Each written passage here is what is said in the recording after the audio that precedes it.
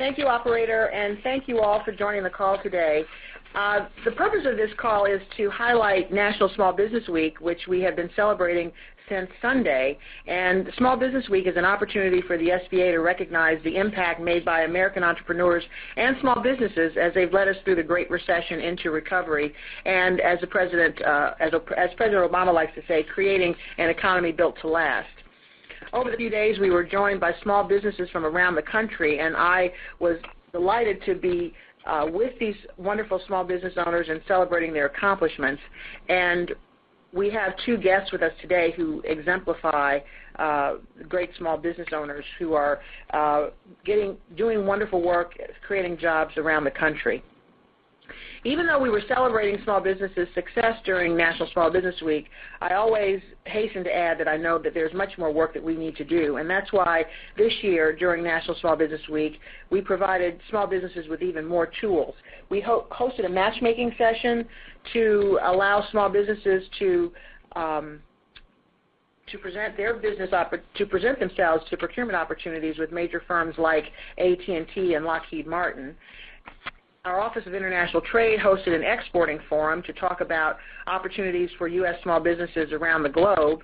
And we also hosted a social media forum and a tweet-up on Tuesday that provided valuable tips for small businesses who are looking to use social media to help them grow their companies and take them to the next level.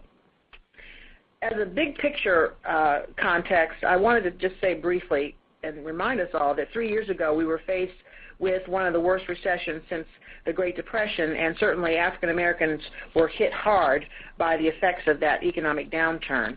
But it's been a tremendous honor to work for President Obama during this time, because even though we are facing incredible challenges, we've worked hard at the SBA to help support small business owners and to support them getting back on their feet and growing their businesses. And while we know we have a ways to go, there still are signs of recovery around us, and I wanted to highlight a few of those. For example, SBA lending is back to pre-recession levels, and that's a good thing. In fact, last year we had a record year of lending at the agency, and we supported over $30 billion to more than 60,000 small businesses. And while that's very good news, we also know that we still have to do more in order to make sure that the capital needs of small businesses, particularly in the African American community, are met. Regarding contracting, the Obama administration has taken unprecedented steps to increase small business contracting through the establishment of an interagency task force on small businesses, the passage of the Small Business Jobs Act, and the White House Small Business Procurement Group.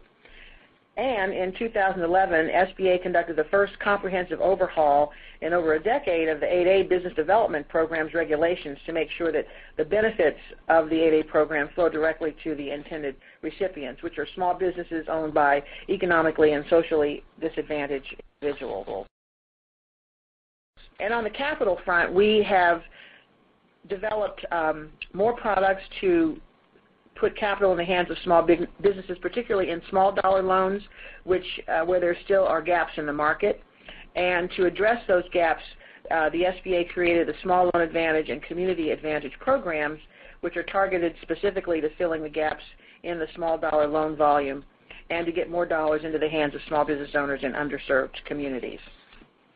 Finally, I wanted to touch briefly on our outreach efforts, because as I travel around the country, I always seek to talk with small business owners in roundtable conversations about the SBA and what resources we can provide for their companies. And I hear too often that small businesses don't know about what the SBA has to offer or how to tap into those resources. And so we have definitely stepped up our outreach to underserved communities and to young entrepreneurs through the establishment of the Council on Underserved Communities. We are currently in the process of a urban entrepreneurship forum. An urban economic forum tour that's underway. We've also reached out to the faith community to connect with their economic development entities and to seek their help in reaching minority-owned businesses so that they can learn about the SBA and benefit from our resources. So now, with that opening, it gives me great pleasure to introduce you to two of our entrepreneurs who were celebrated this week. They're very successful business owners They've each taken advantage of SBA's products and services, and it was an honor to recognize them earlier this week during National Small Business Week. First, I would like to introduce Marjorie Perry. Marjorie was recognized as the New Jersey Small Business Person of the Year, and Marjorie is President and CEO of MZM Construction, Inc. She is a terrific example of how the SBA services can help businesses get capital and grow, and she has utilized our loan programs, and she has done wonderful things with her company, and she worked on major projects, airports, professional sports facilities, etc. And I'm very delighted she was able to take some time to be with us this afternoon. So Marjorie, thank you for being here. Thank you, Deputy Administrator. It's a pleasure to be here. I just want to share quickly with everyone on the line is that this journey is certainly something that you have to be passionate about. We started our business in 1992. I actually knew about the SCORE organization back in 1992-93. They helped me prepare my first business plan. So the SBA has kind of been a mentor friend for the last 20 years that I've been in business. Collectively, even when things were moving forward, we're doing quite well now. We're in national markets. We still use the SBA and everything that they send us. Some things we need, and even if I don't personally go, we send our people to it. So here's a good example of what we did. In 1998, I needed to borrow probably my first $250,000, and the SBA was the only lender that was looking to support us to get done what we needed to get done. They looked past a few things. We weren't as strong as we needed to be financially, but they absolutely saw the vision through my plan on what I was about to prepare for.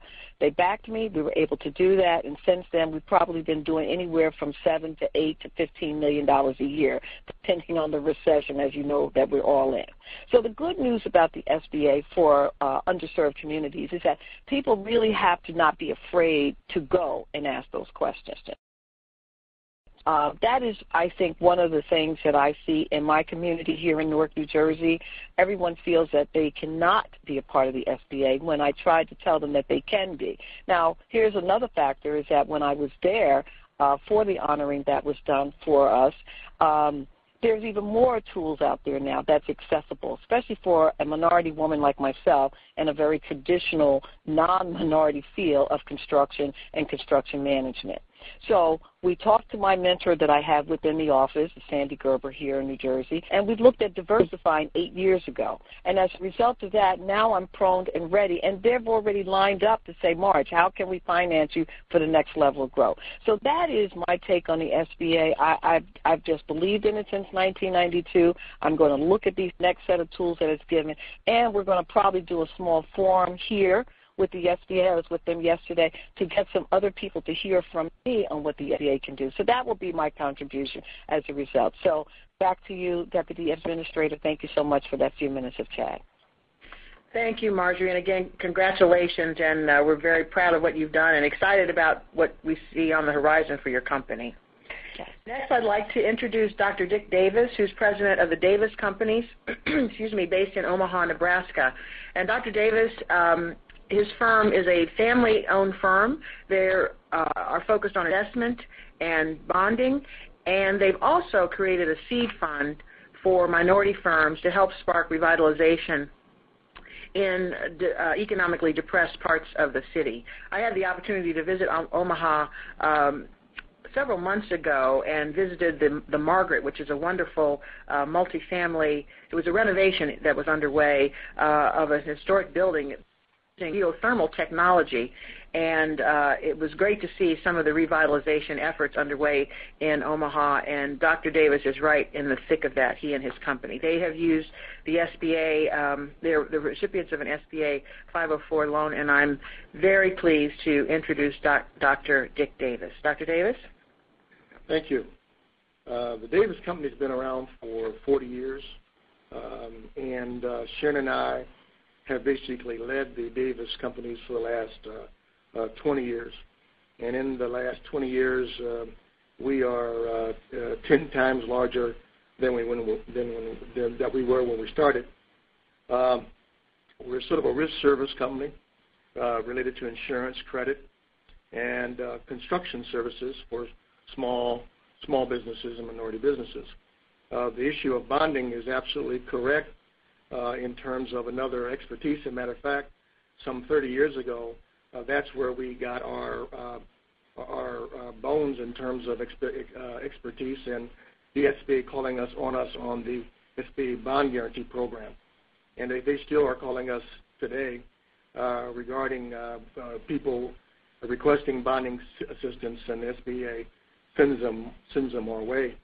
So we've had a very nice experience. Just like was said before, we just built a building right by the World Series, the College World Series Stadium on the other corner. And without the SBA, obviously, the financing would not be as strong without them. Our issues is really a minority champion or advocates for minority. We've been doing that for more than 30 years. And one of the things that I wanted to sort of share with you is the fact that Sharon and myself have been volunteering because we've got a family-owned business. So the second generation has been sort of, keeping up the business.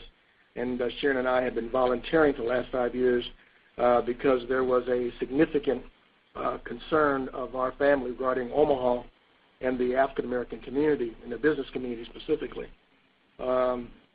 Just a real quick statistics is the fact that, in 1997 through 2007, the African-American businesses were growing that have 2 or more people by 15%, and at the same time, it was being reduced in Omaha and Nebraska by 17%. That basically equates to something like 490 jobs not basically materializing, $42 million worth of services and goods not being captured if we would just maintain with other African American communities around the country. One of those issues are obviously the issue of access to credit. I was a part of a group of folks to commission a Pew report when I first started this 5-year venture to get the baseline on what the difficulties were. And in that Pew report, some of the numbers I told you about were shared, but also the issue of us being the Omaha community in terms of the most poverty areas, which have Latinos and African Americans, having being one of the 5 worst groups to have highest credit pricing or cost in the nation. So what we've done is to take a real hard look at that. We basically come up with to add to the Davis Insurance Agency, which started in 1970, and the Contractor Development Services for small businesses support in 1980. We just started our Davis Business Ventures, which is the new venture that was talked about in terms of incubation, leveraging the opportunities nationwide to bring some stability to this downward turn in Omaha. And I just want to sort of say that Davis Business Ventures relate to a variety of models, and maybe if we have questions, I could tell you what all those models look like and give some examples of those models. All right. Thank you, Dr. Davis. Thank you very much. So I hope that the members of the press who are listening can clearly see why I felt such a sense of gratitude and honor to celebrate these 2 great business leaders and the job that they've done with growing their company. I want to thank you again very much for participating. It's because of your work and covering our stories that we're able to get this important information out to the broader public, so we do appreciate you being with us this afternoon. And to Marjorie Perry and Dr. Dick Davis, thank you very, very much. It was such a pleasure to meet you both, and continued much success to you. Thank you so much, Deputy Administrator. Thank you, Operator.